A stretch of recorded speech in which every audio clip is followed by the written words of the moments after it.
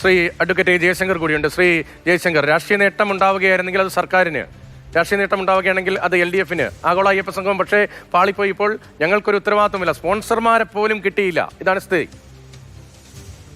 ഈ നാട്ടിൽ എന്ത് പരിപാടി നടത്തുന്നതിന് സ്പോൺസർമാരെ അല്ലേ ആദ്യം കണ്ടെത്തുക, അല്ലാണ്ട് പരിപാടി കഴിഞ്ഞതിന് ശേഷം സ്പോൺസർമാരെ രക്ഷിച്ച് പോകണോ പതിവ്?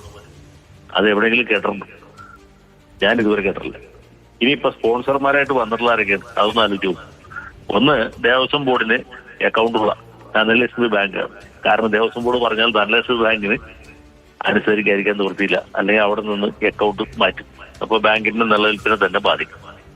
രണ്ടാമത്തേത്, സർക്കാരിന്റെ നിയന്ത്രണത്തിൽ അല്ലെങ്കിൽ മാർക്സിസ്റ്റ് പാർട്ടിയുടെ നിയന്ത്രണത്തിൽ പ്രവർത്തിക്കുന്ന കേരള ബാങ്കാണ്. പഴയ കേരള സ്റ്റേറ്റ് കോപ്പറേറ്റീവ് ബാങ്കാണ്. സ്റ്റേറ്റ് കോപ്പറേറ്റീവ് ബാങ്കിന് എന്ത് വേണമെങ്കിൽ ചെയ്യാം. കാരണം ഗോപി കോട്ടമുറിക്കലായിരുന്നു അതിന്റെ ഈ സമീപകാലം വരെയുള്ള പ്രസിഡന്റ്, സഖാവാണ്. ഇപ്പോൾ എനിക്ക് തോന്നുന്നത് നമ്മുടെ മോഹൻ മാസ്റ്റർ.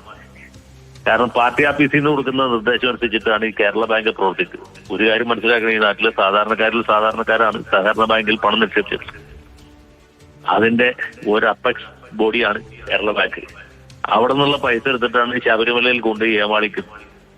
ശബരിമലയിലെ ദേവസ്വം ബോർഡിന് എന്തുവേണ്ടി ചെയ്യാം, അത് സ്വയംഭരണ സ്ഥാപനമാണ്. പക്ഷെ ഈ സാധാരണക്കാരുടെ പണം ഇട്ടുള്ള കേരള ബാങ്ക് ഇങ്ങനെ ഈ സാധാരണക്കാരുടെ, എന്റെ നിങ്ങളുടെ നാനാജാതി മത്സരമായിട്ടുള്ള ആളുകളുടെ പണം കൈയിട്ട് വാരി ഇതുപോലുള്ള പരിപാടികളുടെ സ്പോൺസർഷിപ്പ് ഏറ്റെടുക്കുന്നതിന് എന്ത് സാങ്കത്യമാണുള്ളത് ഒരു കാര്യം.